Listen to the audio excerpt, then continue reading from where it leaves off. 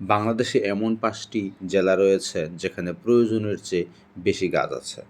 জেনে নিই সেই ৫টি জেলা সম্পর্কে।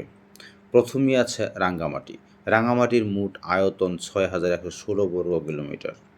এর ভেতরে ৪,০১৪ বর্গ কিলোমিটারই গাছে পরিপূর্ণ। দ্বিতীয় অবস্থানে আছে বান্দরবন। এই জেলার মোট আয়তন ৪,৪৮০ বর্গ কিলোমিটার। এর মধ্যে ৩,৪০৩ বর্গ কিলোমিটার গাছ দিয়ে ঢাকা।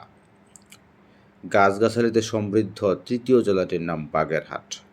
বাগেরহাটের মোট আয়তন ২,১০১ বর্গ কিলোমিটার এলাকা।